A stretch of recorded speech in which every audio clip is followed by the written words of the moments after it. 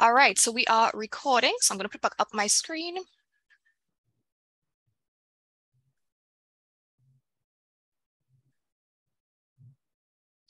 Okay, good morning, everyone. Good morning from Trinidad and Tobago, the University of the West Indies, St. Augustine campus.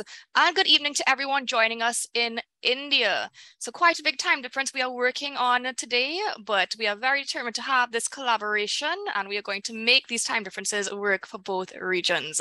So I would like to give a very cordial welcome to my colleagues from GLA India.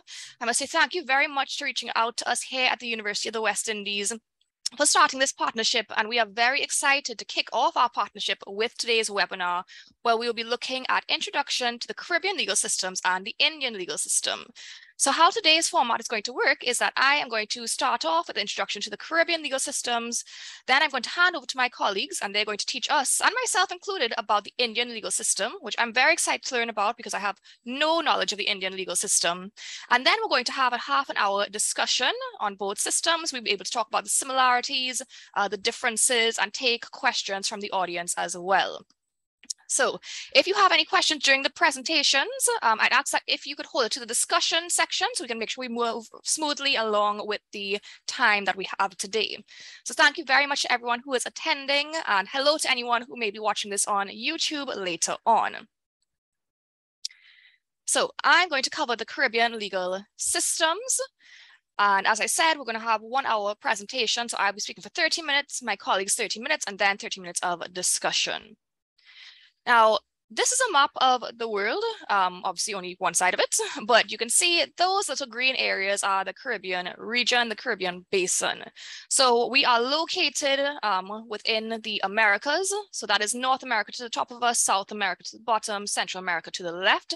And we are a series of small islands who have gone through quite a lot historically to get to where we are today in terms of our legal systems.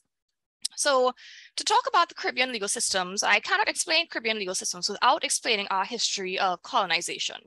Colonization has played a key part in the forming of legal systems.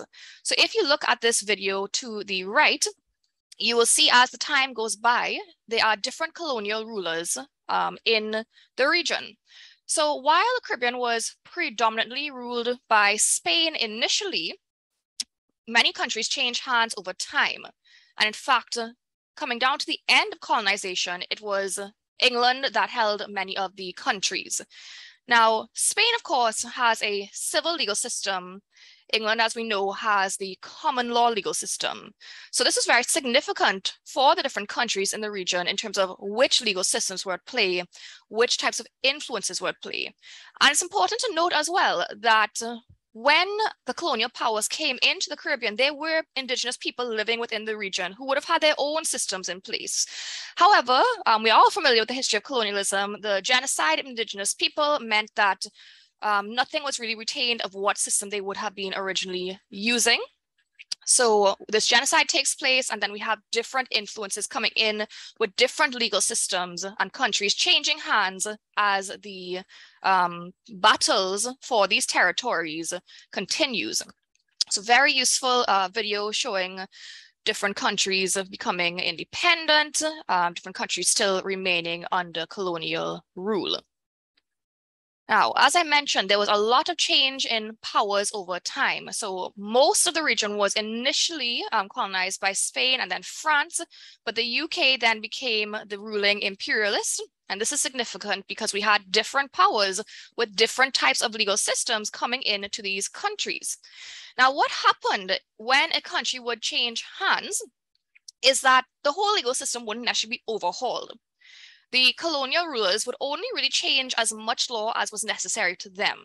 So for example, when there was a battle between France and England would come in, they are only going to change the laws that suits them. Similarly, if France comes back, which happened in the case of St. Lucia, which actually changed hand 14 times, the rulers are only bringing what is useful for them. We must also keep in mind that the laws at that time were used as a source of control. So we have populations, first of all, being decimated, the indigenous populations, and then we have populations being brought in for these extraction territories. So a very brutal history in the region, which has colored our legal system. So we have Caribbean countries initially being used for agricultural exports. To achieve this goal for the imperialist powers, the first peoples, indigenous peoples, were subject to an encomienda system where they were forced into labor, they were decimated, they were forcibly converted to Christianity, and there were very few people surviving subsequent to this decimation. After this decimation, we then went on to slavery.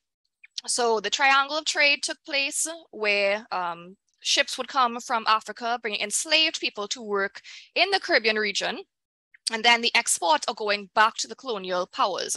So we had, again, a massive brutalization of people being brought from Africa to the Caribbean as enslaved laborers.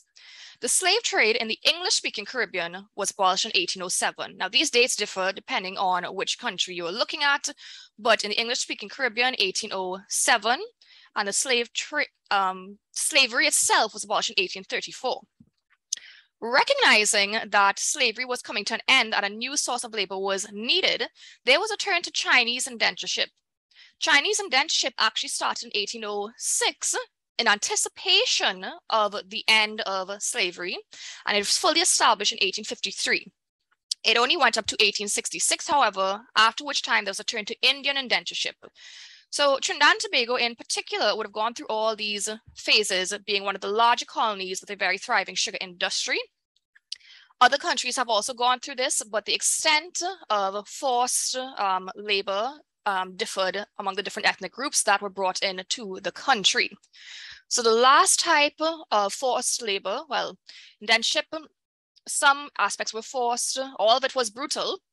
Some of it was done in agreement for land and exchange, but let's just say that the agreements were not exactly transparent as to what people would be suffering within the islands. That ended in 1920. So it was largely Trinidad and Guyana who received the majority of Indian indentureship. As a result, we've had many different people come to the Caribbean and form the Caribbean population. Now, what is important to note is that through all these stages of history, there was law in place by the different imperial powers. And as I mentioned before, the law that would be in place at the time was that which suited the rulers. The law was never introduced to protect people. Slavery was very much legal. The awful treatment meted out to the Indian indentured laborers was legal as well. And in fact, the law allowed for punishment, cruel and inhumane punishment.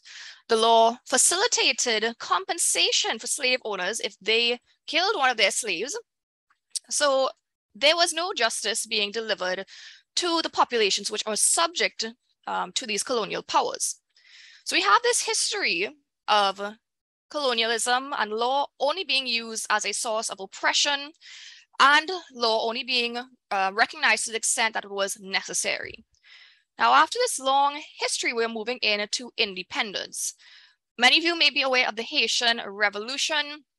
Haiti was the first Caribbean country to gain independence as a result of their revolution. They gained independence in 1804. Of course, if we're talking about the region as a whole, then we're looking to the United States of America, which ended their colonial rule earlier with the American Revolution. But in terms of actual slave rebellions and becoming a free Black republic, we have Haiti making the mark there. Unfortunately, because of Haiti's touching ties with France and the power of France in the rest of the world, Haiti was not treated with any kind of respect as its own standalone state. So while they went on to establish their legal system, which would be largely based on the French, it's important to realize that their economic situation remained very unfortunate, and they were forced to pay reparations to France as a result of independence. Subsequent to Haiti becoming independent, we had the Dominican Republic. We also had Cuba. Cuba drawing on the Spanish legal system because of their history. But then much later down the line, in the 1960s onwards, we had the rest of the former UK colonies, so Trinidad and Tobago, Jamaica, Barbados. All of these became independent later on. What this means is that unlike Haiti, Dominican Republic, and Cuba, which were all really acting on their own legal systems, which were heavily influenced by their colonial rulers, but they were developing their own laws with time, Our countries in the English-speaking Caribbean were very much now coming into their own in terms of creating legal systems. Independence has not even been 100 years. There's still very much a reliance on looking towards the UK in particular, which I will go on to. And while independence has been achieved in many countries, we only actually have 4 republics, which means for these other countries on the previous slide, the Queen is still, well, now the King is still the head of state. So Barbados was the most recent country to become a republic. That happened last year. There is talk of Jamaica becoming a republic as well. We still have overseas territories. So these countries have limited self-governance. And in fact, their legal systems are just replicas of their ruling countries' legal systems. And they rely wholly on those legal systems, with some exceptions being made. For example, in one of the Netherlands overseas territories, legislation has been passed to recognize the concept of a trust under equity. That is very much a common law concept. So the Netherlands, having this civil law system, would not recognize that. So legislation was passed to introduce that concept to the territory. Now that's a history, and a very fast history of the region, but very important to understand the legal systems that we have in place.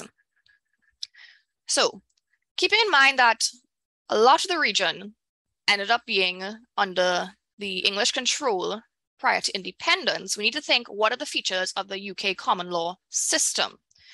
So it works on a system of binding precedent. This is contrary to the civil law legal systems where there is no binding precedent.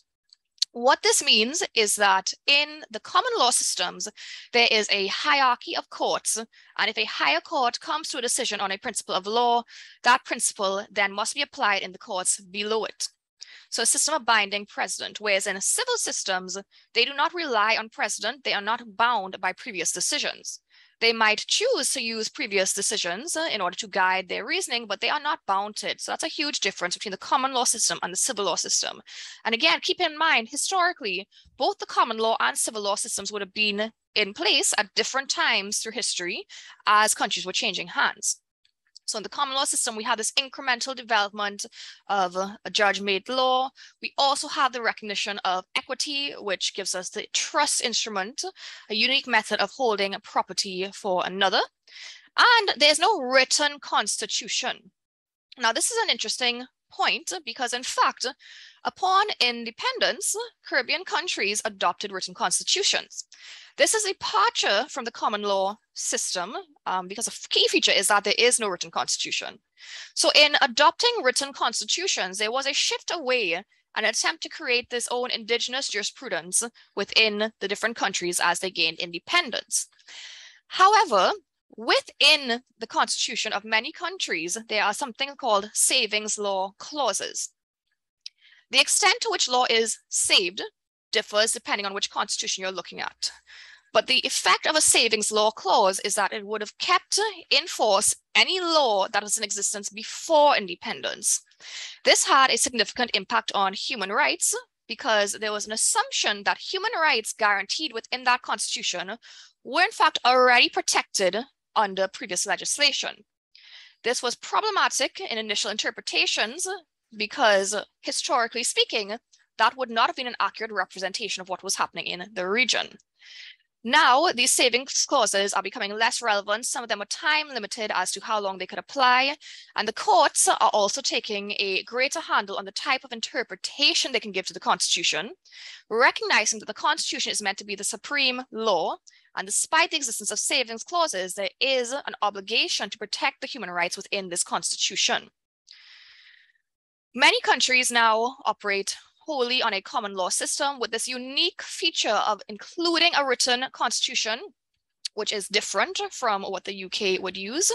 But we do have the instances of hybrid legal systems in Guyana and St. Lucia.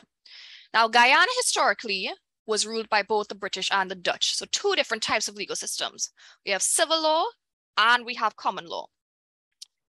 We then, in 1980, had a Guyanese constitution which declared that the state would be run over under socialism. Now, socialism itself, while an economic concept, can also form an entire legal system. So different influences coming into Guyana because of their history in terms of the colonial powers, as well as the fact that in 1980, post-independence, they decided that they wanted to introduce socialism. Now, realistically, Guyana mainly uses common law infrastructure. Civil law aspects have been maintained in relation to some property dealings. And this is similar to St. Lucia, where, yes, there was a change of hands 14 times, which meant a lot of back and forth between civil and common law. But now it is civil law is mainly just within the property area. And something that is affecting the operation of civil law in both Guyana and St. Lucia is the education of lawyers.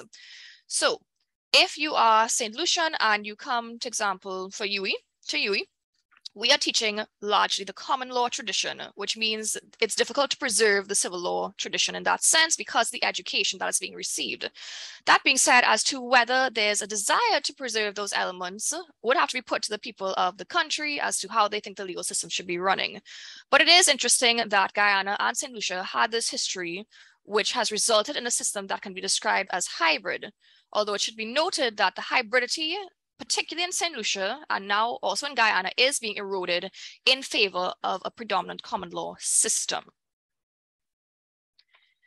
In terms of regional integration affecting the legal systems within the region, in 1973, we had the establishment of CARICOM. So this is called the Caribbean Community, and it is meant to govern matters of trade, free movement, labor, and economic concerns within the Caribbean region.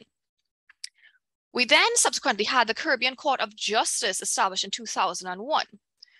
The Caribbean Court of Justice, or the CCJ, operates in two spheres. Its original jurisdiction, which all CARICOM members are subscribed to. The original jurisdiction deals with CARICOM-related matters. The CCJ also operates in the appellate jurisdiction. What this means is in the appellate jurisdiction, it acts as a final court of appeal to the countries that are subscribed to it. Now, the issue we are having with the CCJ is that we actually only have 4 countries that have joined the appellate jurisdiction. What court are the other countries using for the appellate jurisdiction? They are in fact still using the Privy Council, which is located in London. So despite independence movements and the move to our own legal systems, adopting our own written constitution, that constitution in itself, in many countries, has entrenched the Privy Council as the final court of appeal, which means because of constitutional entrenchment, it can be very difficult to move towards the Caribbean Court of Justice. So while all CARICOM countries are submitting to the Caribbean Court of Justice for any CARICOM-related matters, we only have these 4 countries using the appellate jurisdiction of the CCJ at present. This is particularly interesting for Trinidad and Tobago because the headquarters of the CCJ is actually located in our capital city, Port of Spain. But you can see from this slide that we are not actually using the appellate jurisdiction. So interestingly, despite moves towards independence, in fact, independence being achieved, and moves towards indigenous jurisprudence in the region, we are still ultimately largely relying on a foreign court, which has serious impact for precedent under the common law system. So we have this common law system throughout most of the region. We have touches of hybridity in Guyana and St. Lucia. Countries that are still ruled by overseas territories, of course, use those systems. But now, one thing we can do is that we don't have to look to the UK in terms of their cases. That being said, considering the Privy Council is still the final court of appeal, UK cases remain highly persuasive. And in fact, the Privy Council cases are, of course, binding on the countries that subscribe to the Privy Council. We have written constitutions, so that's going to govern the relationship between the state and the individual. But ultimately, the interpretation of that constitution is also going towards the Privy Council if there is a level of appeal to that extent. We have juries that are used in criminal cases, but we have been seeing moves in the region to judge alone trials, even for indictable offenses such as murder, which was previously been gone to a jury. There is now an option for judge alone trials, and this is being introduced throughout the region to deal with backlog and the problems with the jury system being used in very small countries. We also have specialized courts across the region that deal with certain areas of law. In those courts, there will be people who are trained to deal with not just the law, but the people who are coming to the court. So for example, in Antigua, there is a special sexual offenses court that recognizes the trauma that a victim has gone through and allows things like video conferencing and puts procedures in place to make sure that sexual offenses are actually being pursued in the courts and that data is being kept as to whether the system has been helping the victims of these crimes. We do have this reluctance to leave the Privy Council, and it is constitutionally entrenched. So in fact, leaving is not just a mere reluctance, it's actually constitutionally difficult to do unless you have reformation in that sense. But what we do have within even local courts is growing reliance on international law, as well as growing recognition of human rights. So while human rights are guaranteed in the Constitution, the effect of the savings clauses initially would have made the impact of human rights quite stinted. But now there is growing recognition and there is increased interpretation of the courts in recognizing that the Constitution must be protected. And in fact, there cannot be an assumption that the rights were already guaranteed. And any legislation that is not in accordance must be struck down or changed according to the government. So we are moving towards having our own legal systems, but these legal systems still, of course, draw on history. That was inevitable based on the colonial history. There's no way to just change a legal system overnight. Where we are making strides, though, is in the development of our own cases, the introduction of our own legislation, with the ability to look outside for guidance if we so choose. Where we are, well, this one is not guaranteed hindrance, but where we are still looking outside is towards the Privy Council, but there are very mixed thoughts across the region as to whether this is a good thing or whether we should move towards a CCJ. So Caribbean legal systems really cannot be discussed without the history of colonialism. And while the countries that I have focused on have achieved independence, the former colonial legacy still lives on within the legal system itself. So I'm now going to hand over to my colleagues so we can learn about the Indian legal system.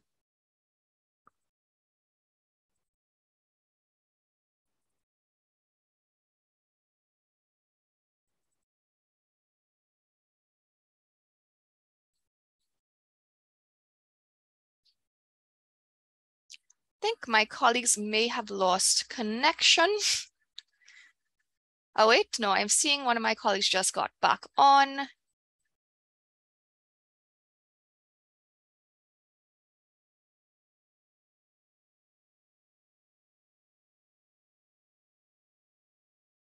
Okay, Dr. Trivedi, I have made you a co-host.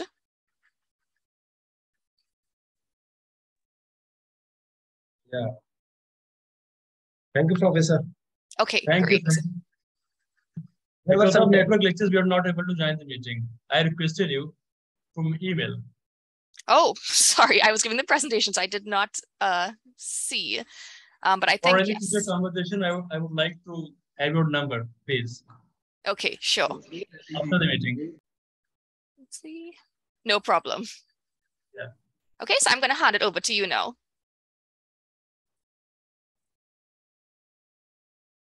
Let me share my PPT with you. Yes, yes.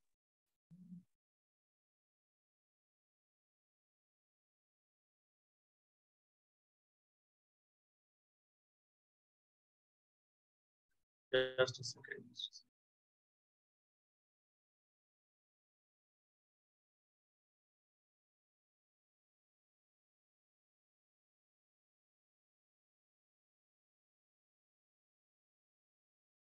Is it visible to all of you?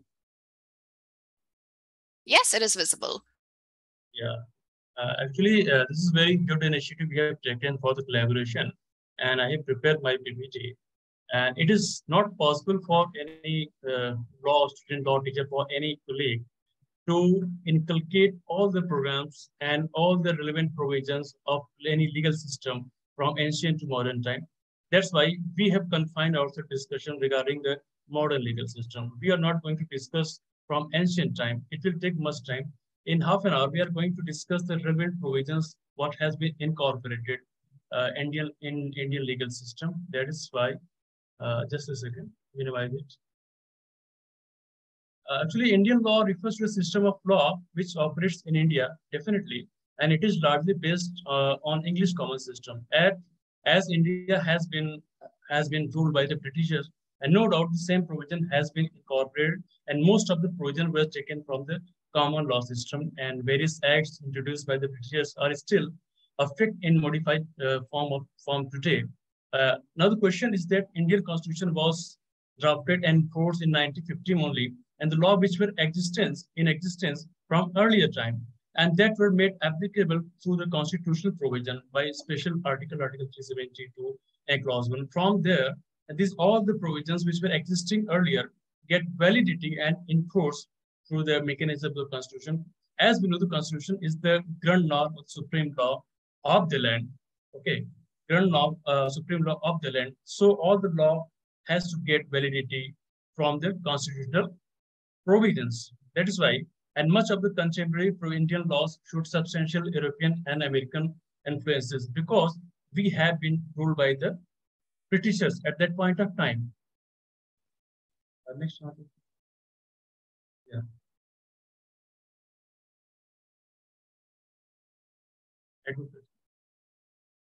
Yes, yes.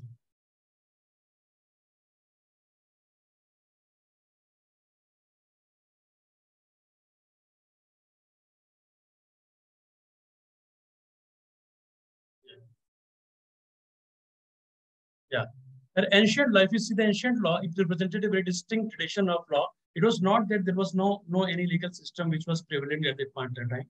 From the very early time, from traditional approach, we see there was a legal system which was prevalent in India, and it is a very great and a rich historical background.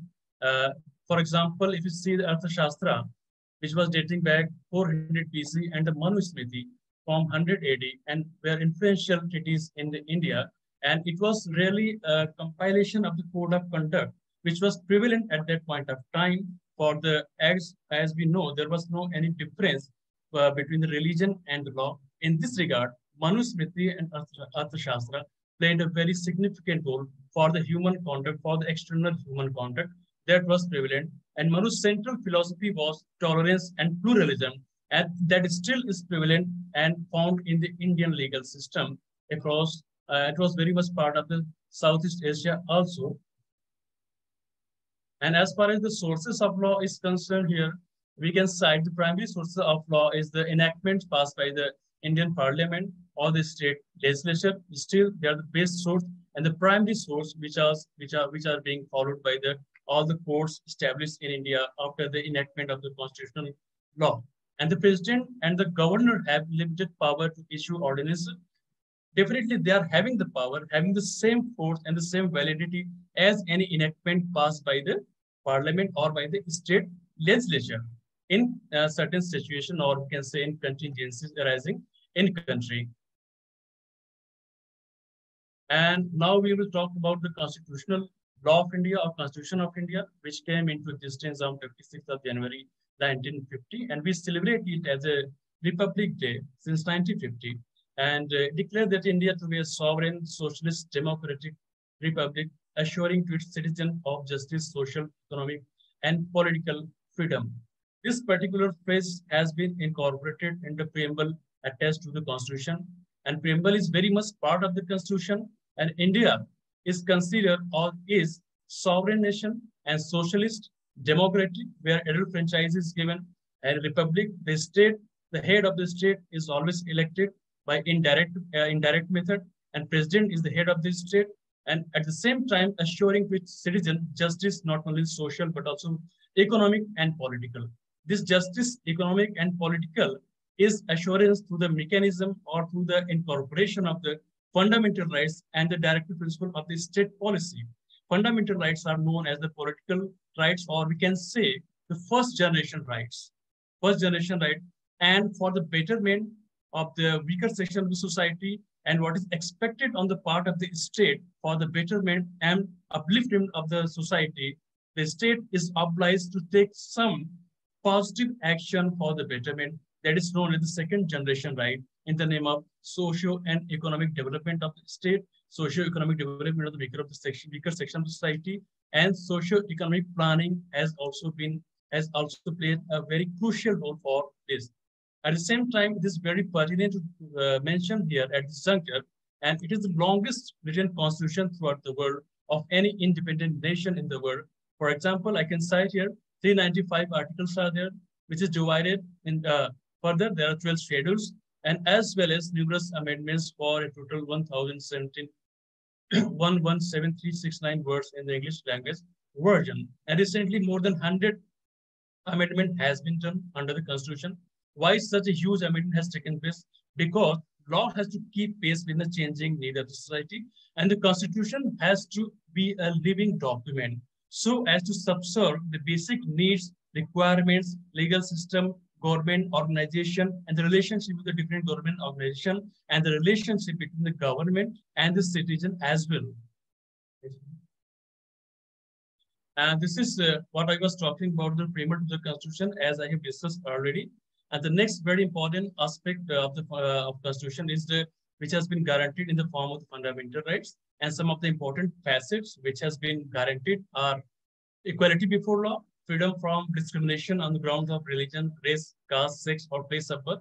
A state shall, because these are the rights available to the citizen of as well as the person, and some of the rights are available to the person, and some rights are confined only for the citizen. And these are some of the basic rights which emanates from the Universal Declaration of Human Rights, such as equality before law. A state shall not discriminate either of the ground, and freedom of speech and expression, which is one of the facets of the freedom to assurance of the freedom of the individual, and right to assembly peacefully without arms, protection against deprivation of life and personal liberty, which is the most important right which has been guaranteed under the Constitution of India under Article 21, and Supreme Court, Honorable Supreme Court has interpreted it differently, keeping in view the requirement of the social needs and social changes. Okay, and the freedom of conscience and the profession, practice, and propagation of any religion.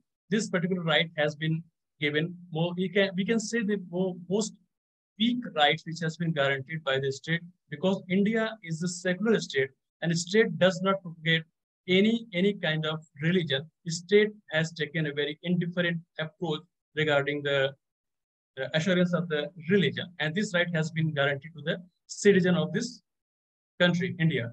And one can move freely throughout India to reside and settle in any part of India. And at the same time, by making an amendment, as I have already mentioned, that more than 100 amendment has been done.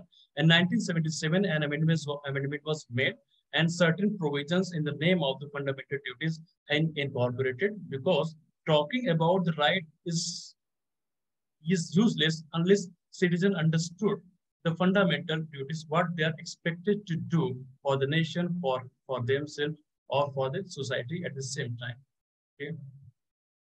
As far as criminal law is concerned, till now we have discussed about the fundamental rights and obligation of the state and duties which has been cast upon the citizen. And next come to, I would like to discuss, there is criminal law, and the criminal law aspect is dealt under special law, which is known as Indian Penal Code, and it provides a penal code for all India, and code applies to any offense committed by Indian citizen anywhere and on any Indian registered ship or aircraft.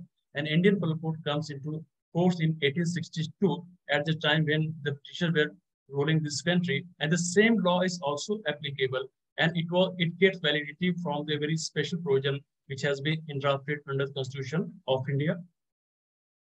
As far as civil procedure is concerned, civil cases are concerned, a special enactment is there in the name of Civil Procedure Code, which is dealt accordingly. For personal law, because India is a nation where there is diversity, different section, and different persons belonging from different religions residing there. So personal law is also incorporated, codified, and enforced accordingly. And it is actually very complex, and with each religion having its own specific laws, which they are there too. And after independence, Indian law have adopted to the changing world some of the provision in the personal law which were not at that point of time when it was enacted. Later on, the same was incorporated, and the law has to keep pace with the changing need of the society. As I mentioned earlier, keeping in view this particular approach, the most recent being amendment or act, Domestic Violence Act 2005, was enacted in that particular scenario. As far as fundamental rights concerned, and talking about the fundamental rights is not sufficient, would never be sufficient, even it has been recognized and given any particular supreme law of the land. That is why a very special provision is there under Constitution in the name of the Article 32 and Article 226, which talks in general about the enforcement of the fundamental rights. And for that very particular purpose, certain writs the Supreme Court and High Court may issue, such as the writ of prohibition, habeas corpus, which is very well right of any person, which that person must be brought before the court of law, where his body is confined or restricted from any movement, and writ of certiorari, which is and writ of mandamus and writ of quo warranto.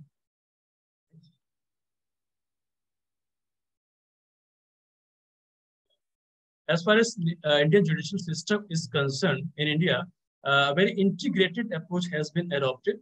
And this three-tier system of Indian judiciary comprises of Supreme Court, which is situated at capital of India, New Delhi, and High Courts standing at the head of the state judicial system. Right now, there are more than 25 High Courts which are functioning in India, and followed by the district and sessions court in the judicial district, into which the states are divided. And the lower rung of the system that comprises a court of civil judges or criminal judicial metropolitan state having the different jurisdiction. First of all, which comes to picture is the Supreme Court, which started functioning on 28th of January 1950. And the judges of the Supreme Court at the time of inauguration were Chief Judicial Hirala Jekania, as I have mentioned here. This is the Supreme Court is functioning by the provision of the Constitution, and all the courts are subordinate to it. And Supreme Court is the guardian of the Constitution.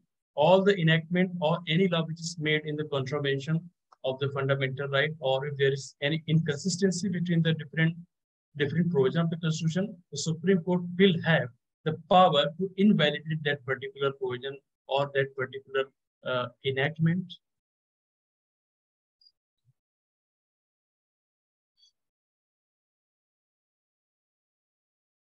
You can say the Constitution of the Supreme Court, as far as the Constitution of Supreme Court is concerned, comprises of India, not more than 30 other judges. For kind information, I would like to mention one thing. When the Supreme Court was constituted, there were only 7 judges. 17. But now we are having more than 30 judges in order to assure the justice, that is social, economic, and political. Because one of the important functions of the judiciary is not only the interpretation of the statute, but administration of justice also. And the proceedings of the Supreme Court are conducted in English only. This provision has also been incorporated because most of the provisions and laws applicable in India has been taken from the common law system.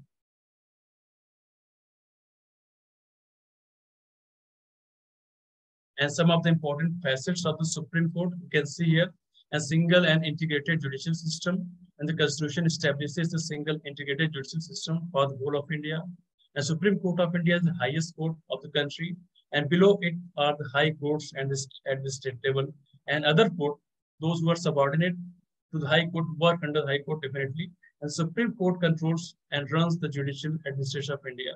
And all courts in India forms link of a single judicial system. There is hierarchy for any particular legal system.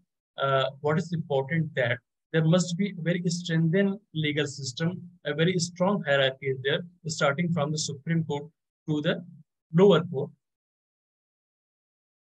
Now, I would like to request my colleague, Dr. Abishek, to deliver rest of the lecture with the help of this. Arunanshu, for asking me to present my part of the presentation of the rest of the topic about the subject Indian legal system. So before starting with the Indian legal system, on rest of the topic where I will be dealing with the Indian legal system, especially the higher judiciary, including the Supreme Court of India and high courts. Before entering into that domain, I would like to highlight some impact which the colonial powers had left over the Indian legal system, in somehow and perhaps line with the impact which the French legal system or the UK legal system had left upon the legal system of the West Indies, the way the Professor Emma highlighted. So when the Britishers came in India, they came for the trade, but eventually then they captured the entire Indian governance system, including Indian judiciary, administrative system, executive system, and the lawmaking system.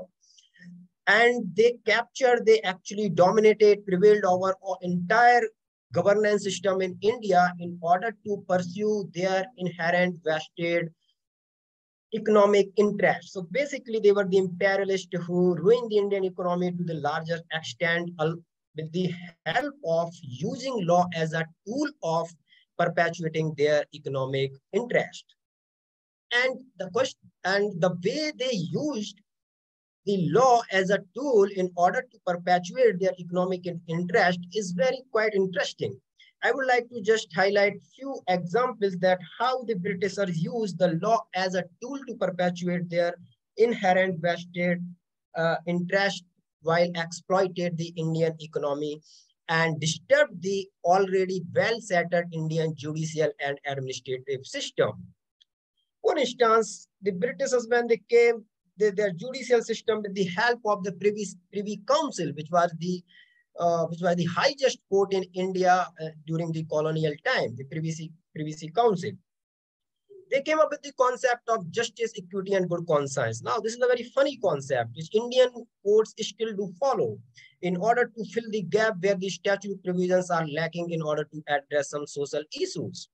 Now, the justice, equity, and good conscience concept says that where there is no law or there is a gap in law dealing with civil issues, the judges can apply their own conscience based on some elements of justice and equity. And by the way, these elements of justice and equity were and still undefined.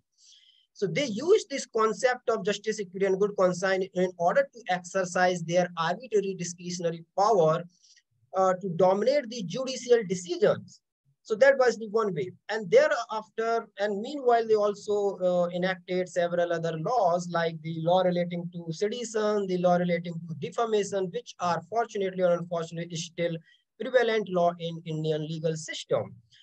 So they enacted the sedition law so that the people who were the freedom fighters in India against the colonial power could be charged under the defamation law, and therefore the Britishers should not feel any hindrance in order to perpetuate their imperialist agendas. So they enacted these laws, and these laws are still in India. However, we are debating about whether we should continue with these laws in the 21st century when we are following the democratic values. So there is a question that we should still follow the colonial law of sedition in the country where the Indian Constitution guarantee the fundamental rights to freedom of speech and expression, as Dr. Arunanshu highlighted as part of the Indian Constitution. And therefore, the Britishers then enacted several other laws, including Government of India Act 1919, Government of India Act 1935, before India became independent in 1947. So, and if we see the Indian Constitution, most of its provisions were inspired and taken from the Government of India Act 1935, which was designed and enacted by the Britishers sitting in London. So our Indian Constitution is highly inspired by the constitutions of different countries, including the laws, including colonial laws. Now, having said that and laying down the background picture in which we should understand the Indian judicial system, I now switch to the Indian legal system. So broadly, as Dr. Arunanshu said, that we follow the Indian judicial system as part of the Indian legal system, where the courts have been set up as part of the supreme law of the land, that is Indian Constitution, as well as part of some other statutory framework, including civil procedure code as well as criminal procedure codes. So at the top, we do have the Indian Supreme Court, which is the supreme, which is the court of final appeal as well, where and whatever the judgments the Supreme Court decide, they become the binding judgment over all the lower courts in India. So basically, there are 2-3 points which I would like to highlight because of the time constraint about the Supreme Court of India. The first point is that the Indian legal system understands the Indian Supreme Court is the guardian of the Indian constitutions. So whenever the people's rights, including fundamental rights, legal rights and constitutional rights are violated, they can approach Supreme Court of India. However, initially when the constitution was drafted, the Supreme Court was supposed to exercise its writ jurisdiction under Article 32, as what Dr. Arunanshu highlighted, in terms of 5 writs. The Supreme Court was supposed to exercise writ jurisdiction only for the violation of fundamental right. But as he said that with the passage of time, in order to meet the societal needs, the Supreme Court expanded its jurisdiction by invoking a very renowned doctrine of public interest litigation, where now even the Supreme Court of India can hear a matter on those matters which involves not only the violation of fundamental rights, but also the other rights which are of public importance. So this is how the Indian Supreme Court expanded its jurisdiction. It expanded its jurisdiction by way of interpreting the constitutional provision and by invoking with some innovative doctrines of public interest litigation. And then there comes the next court, that is the High Court.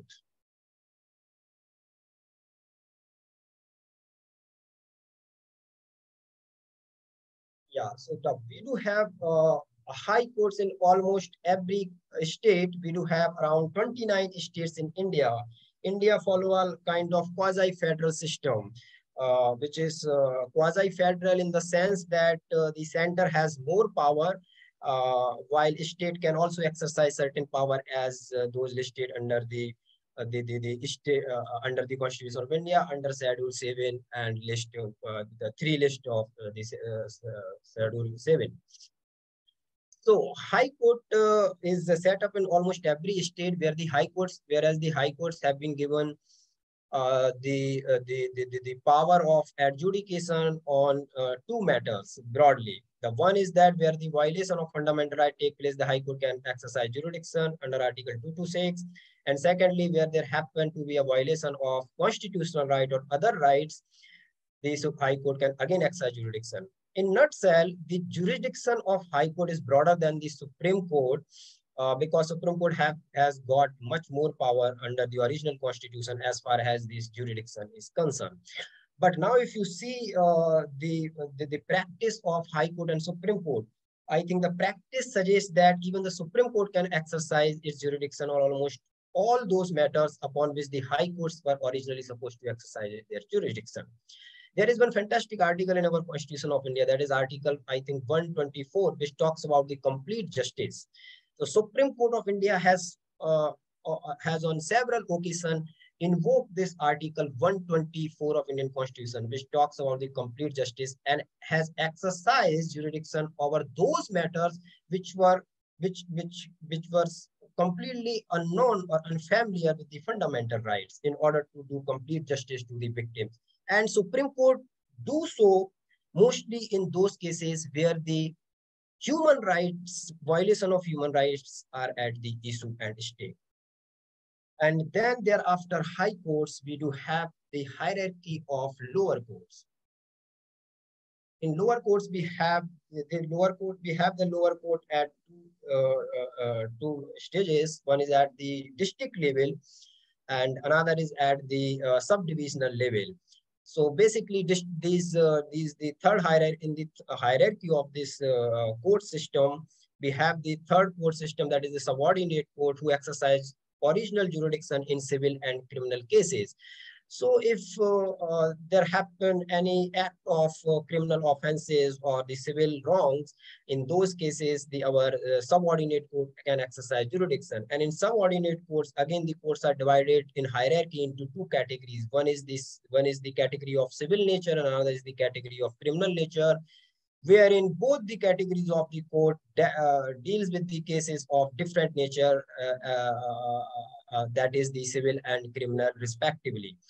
So in criminal, to deal with the criminal cases, we do have the session court. To deal with the civil cases, we do have the district judges. And to deal with the small cases of act of civil wrong, we do have small causes courts and the court of metropolitan magistrates.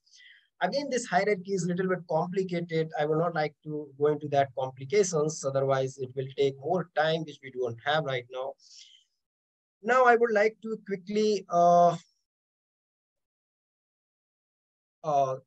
sum of this Indian legal system in nutshell. And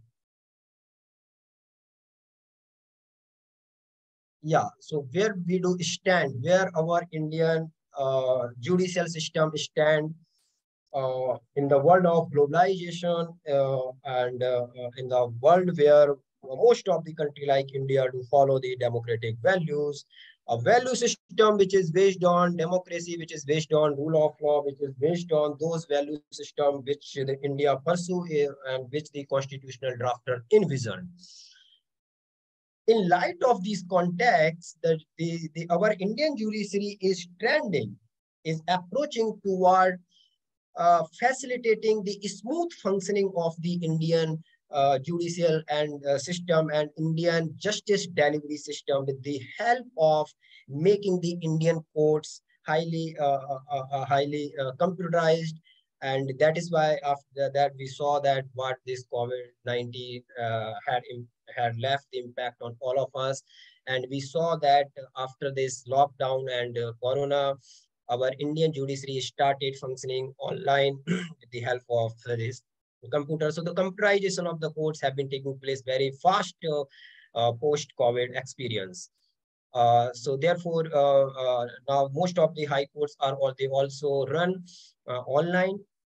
Now the second is that apart from this online system of court, the court has also, our high court has also been expanded in terms of branches. Initially, we had very less number of high courts. Now we are extending the number of high courts and expecting that very soon we will have more high court branches in every state.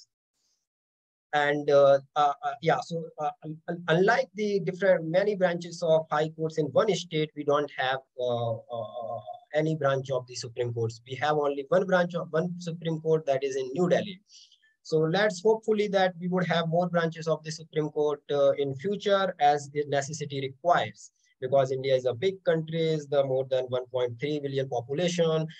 And so therefore, I think that with the in coming time, we will have more branches of Supreme Court as well. The third is that the third trend is that which is, I think, my final remark where I will be locating the Indian judicial system in the world affairs. There is a unique trend in Indian judicial system that our Supreme Court are very flexible, not only interpreting our constitutional provision, but also embracing the constitutional ethos and value system of different countries. So our Supreme Court have frequently relied upon the judgments, judicial dictums of many countries, especially the United States, European countries, and our judiciary also frequently rely upon the judicial dictum of international courts and tribunals. I would like to just give one example or the one area in which the Supreme Court have relied upon the international judgments, international convention, treaties, and the judgments of foreign courts. And these areas are environment and human rights. In fact, I should say that the environmental governance in India is highly influenced by the international environmental law. And whenever the necessity arose, we also relied upon the Indian judicial system, especially the higher judiciary relied on the International Treaty Convention. The famous case is Visakha versus State of Rajasthan, when this case is related to the sexual exploitation or harassment of women at working place in the late 20th century. And we did not have any law, and Indian judiciary did not hesitate to incorporate international human rights law in order to do a complete justice in the eye of Article 142 of Indian Constitution to the victim, and the victims were of course, women in this case. So this is the flexibility within our Indian judiciary has shown by embracing the or by importing the different value system across the world. And I think on this line, I should take a pause that how Indian legal system, when the Indian legal system, including the Indian judicial system, is very flexible, incorporating and embracing the different constitutional ethos from different country. I think West Indies and India could be those country, because both the country are the victim of the colonial powers. We all have had the experience of colonial subjugation, exploitation, and I think because I missed some presentation because of the technical issues delivered by my colleague Professor Emma. But I'm sure that the way the colonial powers had the influence over the Indian legal system, the same impact, though the nature may be quite different. The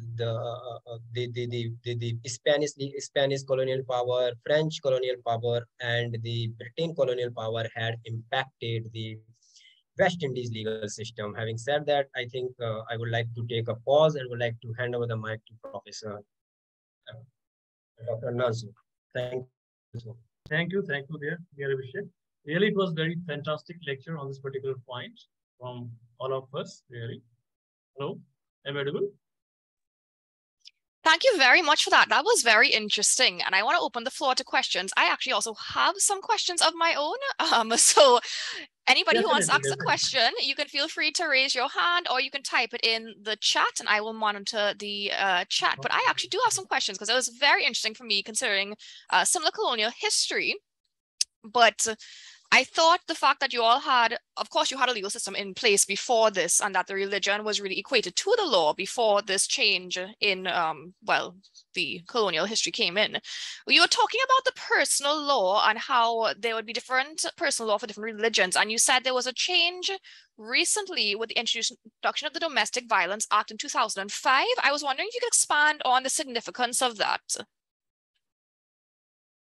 Actually, already there was some personal laws which were applicable for India. And later, when the constitution was enacted, and all the personal laws were codified accordingly, what was prevalent in particular sect or religion, keeping into their requirement, like the Muslim law and Hindu law, Christian law, and Sharia that was enacted in 1937, and which got validity through the mechanism of constitutionalism.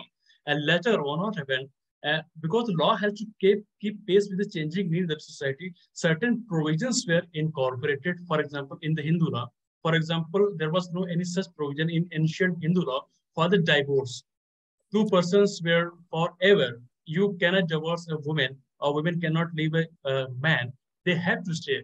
But what happened later on, 1973 or 74, an amendment was made and breakdown theory was incorporated accordingly, because it is better to leave a man if it is not possible to live with him or her, better live. And this amendment was made keeping in view that there is a need to establish a society wherein each and every person can live according to his or her will.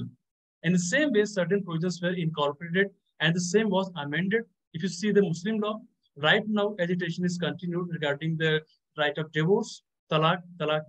You might be knowing perhaps, but I'm not going to the history of the subject matter. And like in such manner, certain provisions in different person laws has been incorporated.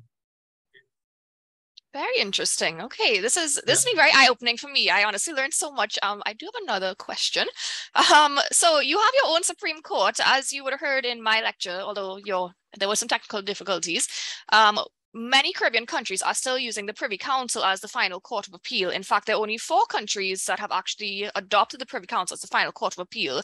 My question to you is, was there any type of hesitation in the introduction of the Supreme Court? You've obviously had it for quite a long time now, but I wonder if historically there was any pushback or any reluctance to leave the Privy Council. Yeah, so we do still have provision regarding this in our original Indian constitutions, and I think there is hardly any backlash at the highest political level to come up with the counter narratives against the Privy Council kind of narratives. In fact, you will see the funny thing is that even in India, when we do have the temperature around 50 degrees Celsius, we still wear the black coat and tie and go to the court while batting entire body. So we do still follow many, colonial practices which are completely illogical in India. So in fact, even in today's time in 2022, Supreme Court of India, including the High Court, they don't hesitate to even go back and refer the Privy Council judgment. So I think the reasons could be multiple. I think this is a big problem of the methodology. The methodological approach which the Indian academics is lacking in fixing that which methodological approach we should do follow in taking our academic journey or the Indian legal system journey at the next level.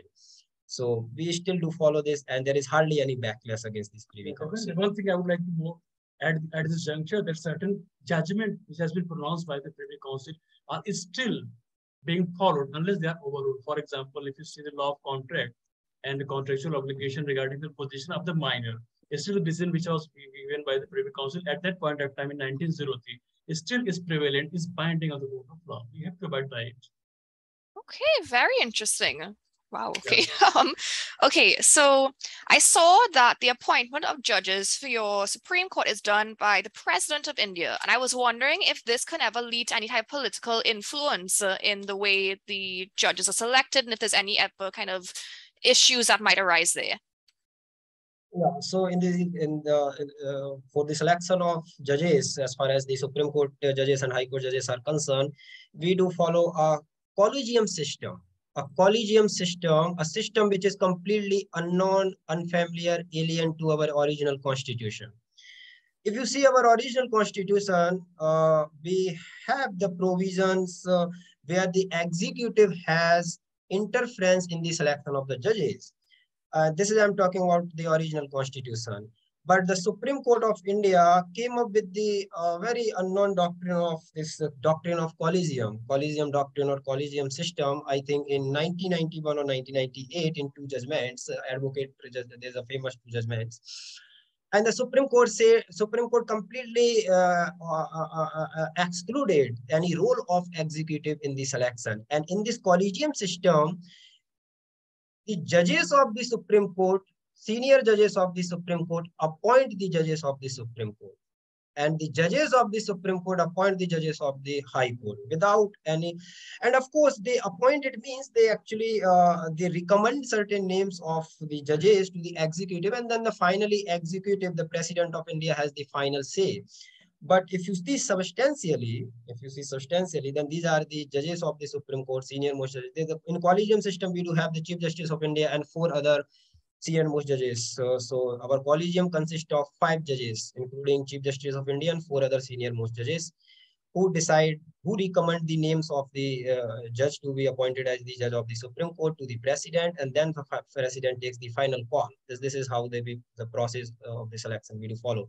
Meanwhile, in 2014, the central government, the parliament came up with the law. We call it National Judicial NJAC, National Judicial Appointment Act 2014, which the Supreme Court held unconstitutional, saying that the NJAC Act violates the basic structure of the Indian Constitution, that is the independence of the judiciary. In NJAC, broadly, the executive had the role in the appointment of the judges. So Supreme Court said that if the executive will have the role in the appointment of the judges, it will compromise with the integrity and the independence of the Supreme Court. So therefore, they declared this NJAC Act unconstitutional. One thing more I would like to add here. Sorry for interruption.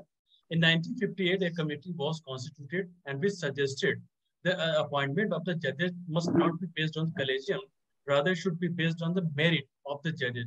And they should be interviewed step by step, and then there should be appointment as it is done in the US. And they're appointed for their life, rest of the life. That should have been the approach, but still it is not implemented. because of some politics, you can say.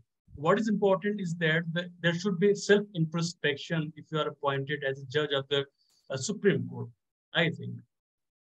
Thank you for that. And I see Steve has a question. So Steve, if you would like to unmute, you can ask your question. All right, thank you. Good morning to all, and thank all for your tremendously productive comments this morning. I just have two quick questions. The first one has to do with whether I'm very interested in the concepts of Arthashastra and Manusmriti, and I was wondering, to what extent do you find that principles from those ancient systems are still persisting in the legal system today? If that's too complex a question, perhaps you could also just recommend a reading or a book on that topic. And then my second question has to do. I can hold a second if you prefer.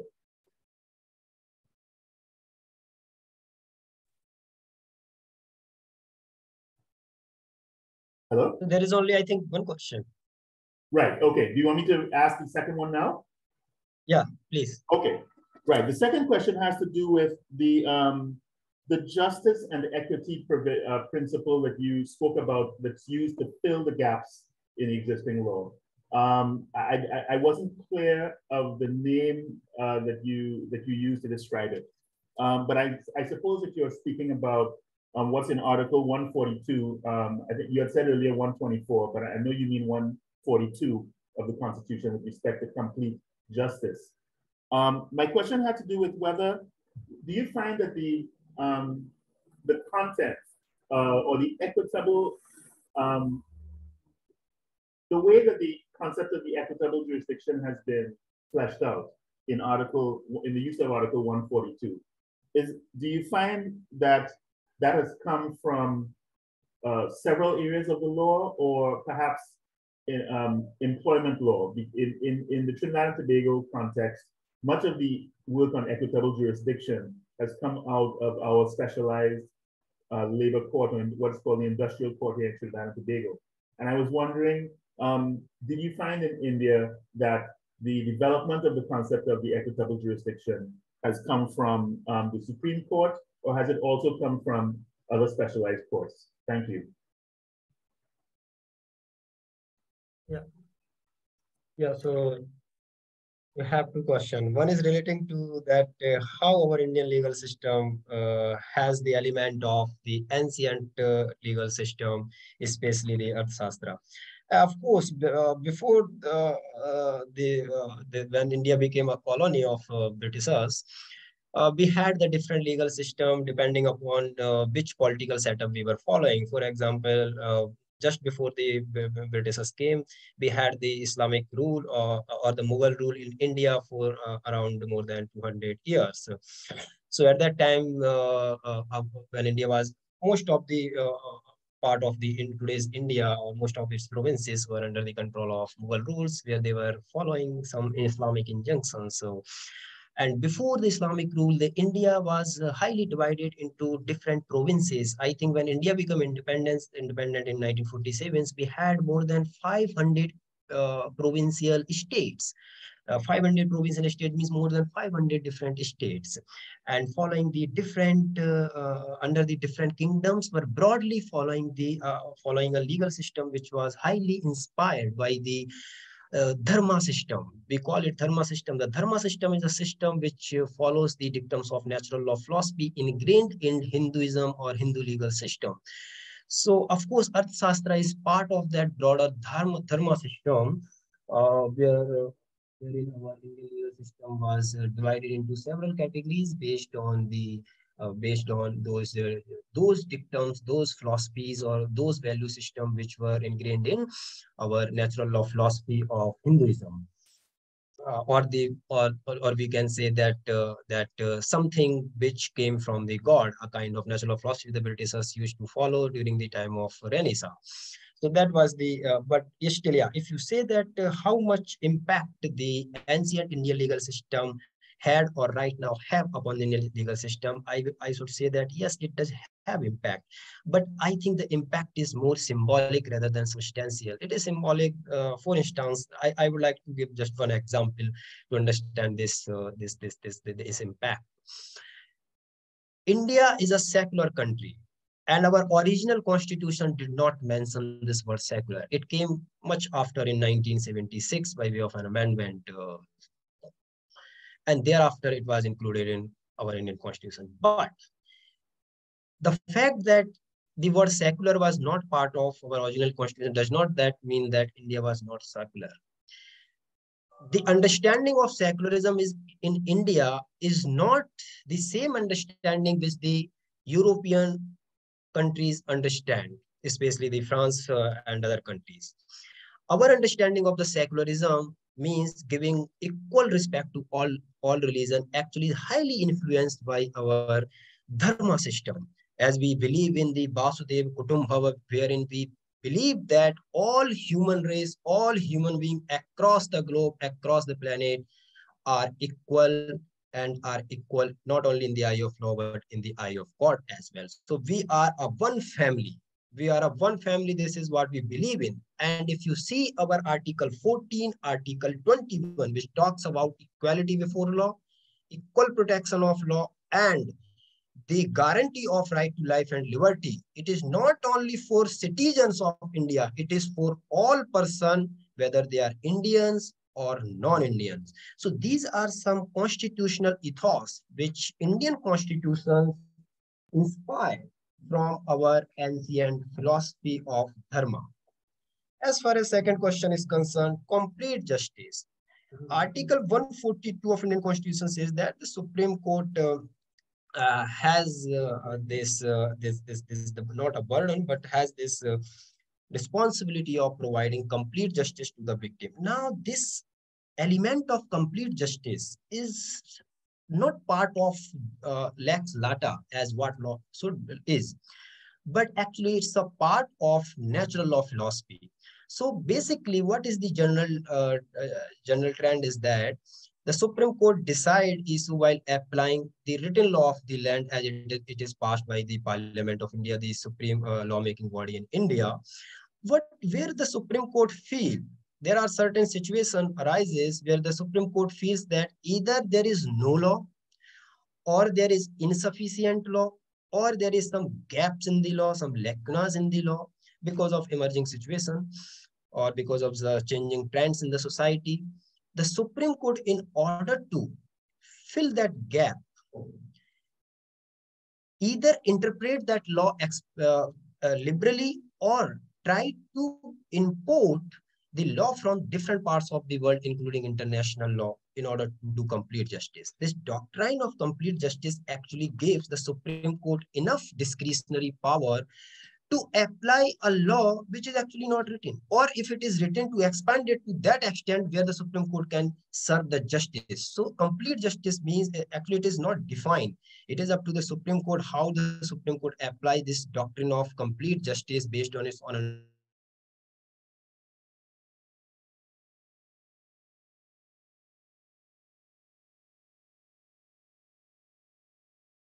Dr. Trivedi, you have frozen.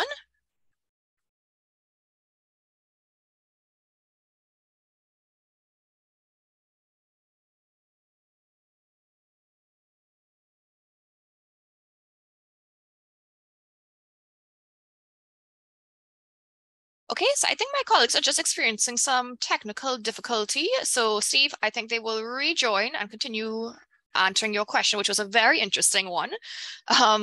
That I myself am interested in the answer. But in the interim, does anyone have any further questions? Questions that I could answer? I cannot answer on the Indian legal system. I have learned a lot myself, but does anyone have any questions on legal systems within the Caribbean, or any thoughts that they'd like to share?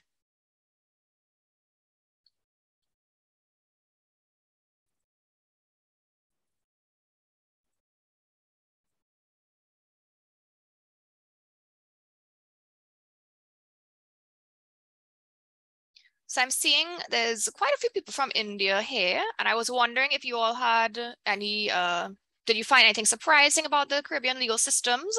I know we did have some technical difficulties in the beginning, so some people might have missed some parts. But for example, did you know that a lot of the countries are still using the Privy Council? Do you have any thoughts on, do you think this is a good thing or a bad thing? I'm not sure if you would have known about CARICOM either. But any thoughts on that? Happy to comment on while my colleague is reconnecting. Oh, I think, right, okay, it's reconnecting now.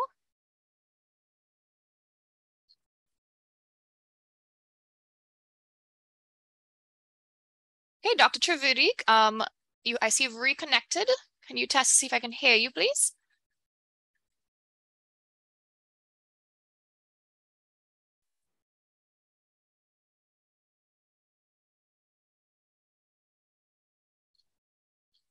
Hello.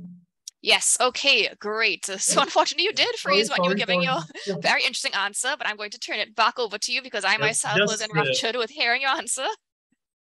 Just I was explaining the concept of the justice which has been taken under the Indian Constitution. Actually, it has been borrowed.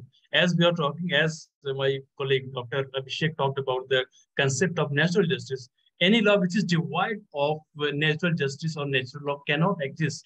That is why, if you remember that we studied about the jurisprudential concept about the Haitian approach of law, which incorporated some content of morality within the sphere of the law, and which was divided actually from the morality or the natural justice. The law which has to be accepted to the society at large, some important facet must be incorporated from the society. And if any law which has to exist, which has to continue, which has to be accepted, then it has, or which has to be consistent with the society, that has to incorporate certain provision of the natural justice. As we know, justice is the first virtue of the social institution. And that is why the Supreme Court interpreted this particular article with reference to any provision which is procedure established by law must be according to the natural justice. And this particular provision was interpreted keeping in view the due process of law, which is prevalent there in US Constitution. So if there is any provision which is lacking or any Augustinian law which is implemented, that would fail unless it is enriched some human values, some justice, equity, and elements of the good conscience. Okay. Thank you very much.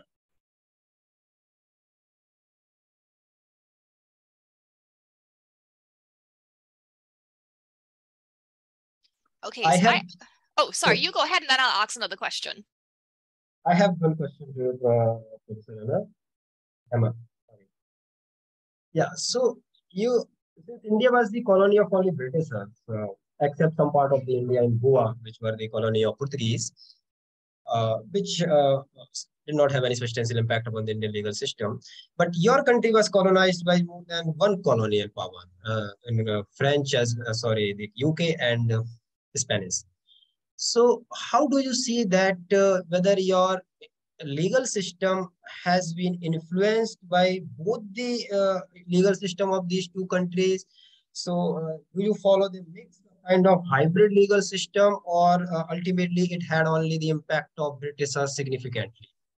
So for us in Trinidad in particular, we do follow the common law system because Britain was the last imperial power and the longest one in terms of the development of the legal system.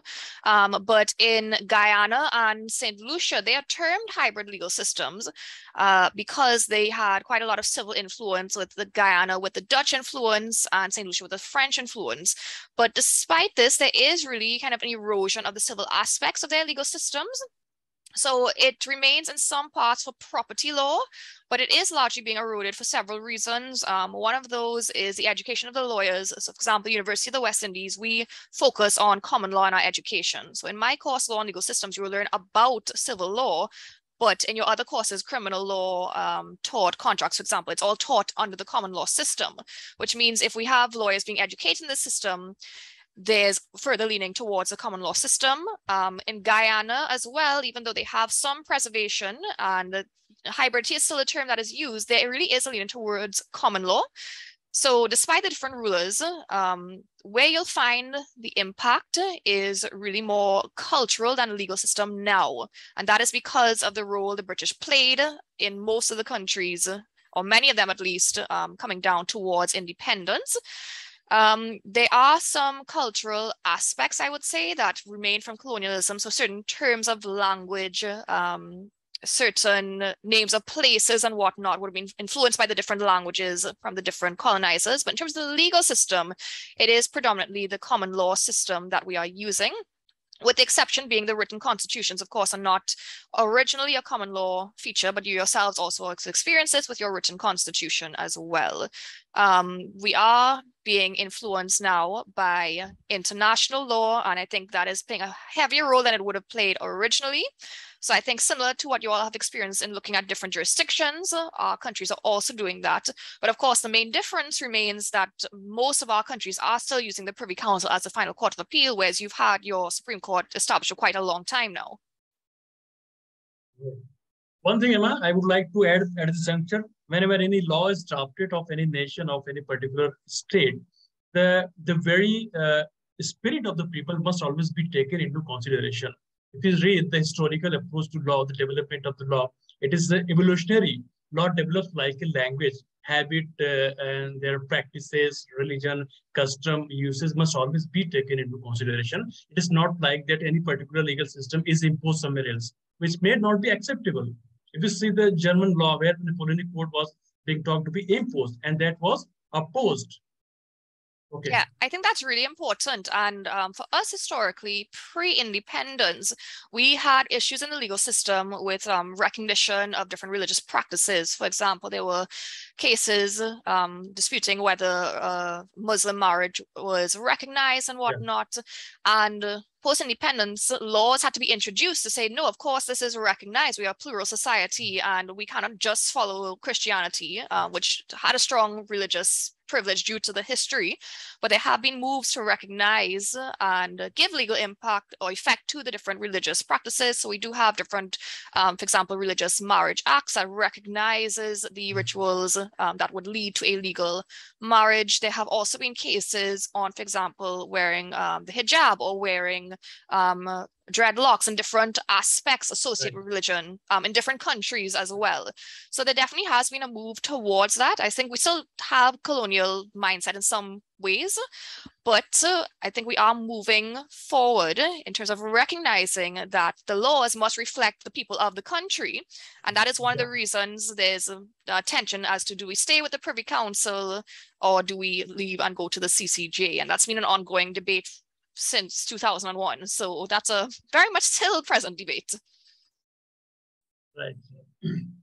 Now, one question I would like to ask at this juncture, where do you find your legal system different from those of developed country? What are those lacuna there? How would you express it or spell it? Very basic question. So for me, I did all my degrees in the UK actually. So I am Trinidadian and I have been teaching in UE since 2019, but from 2010 to December 2018, I was in the UK. And in fact, my PhD is from a UK university. So I am very familiar with the English legal system.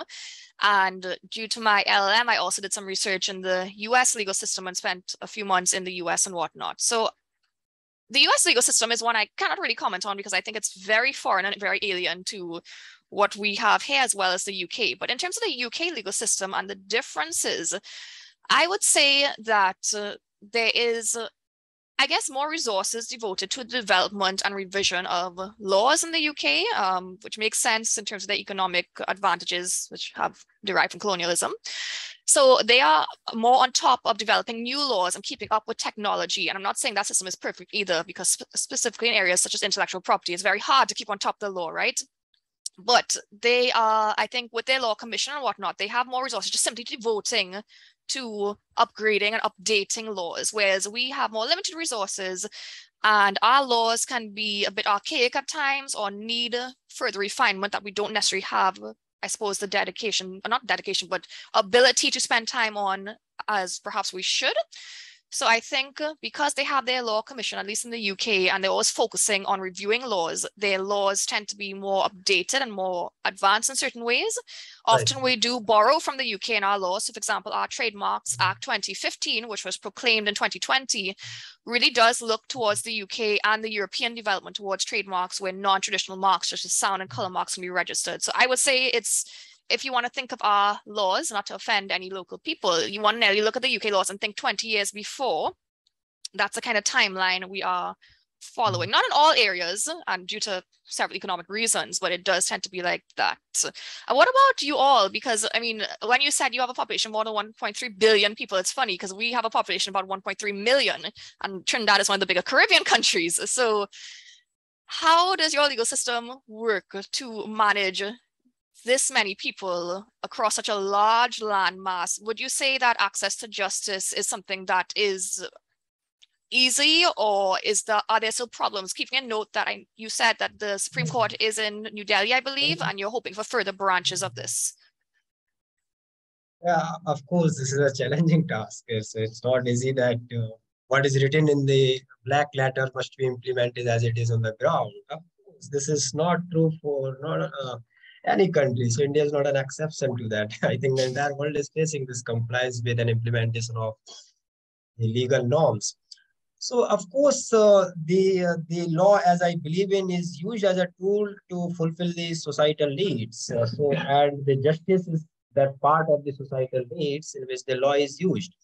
So of course, we do have these problems. There is not one, but there are several cross-cutting social, political, cultural issues in India. And since India is the second largest country in terms of population and fifth largest country in terms of economy, but since the population is high and the diversity is so huge in all aspects, so the challenges are multiple. They are cross-cutting, they are multiple at the same time. But in fact, since India is a diverse country, as we believe in the multiculturalism, secularism, etc., we are somehow managing it by way of improving our Indian legal system, our political system, and our economic system, our legal system as well. I would like to just give one example that how we are moving, because I don't represent the government, I'm the academician, so it becomes the part of my sole responsibility to tell the truth.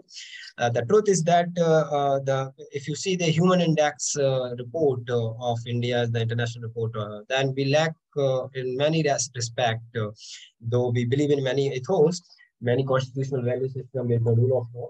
But somehow gradually we are moving toward adopting and strengthening our democracy, our rule of law system by bringing the people at the center stage of the state governance. So in that regard, we do have the Right to Information Act, we do have strong civil society, etc. But anyways, we still lack in many respects. I think Dr. Arunanshu would like to add something to it.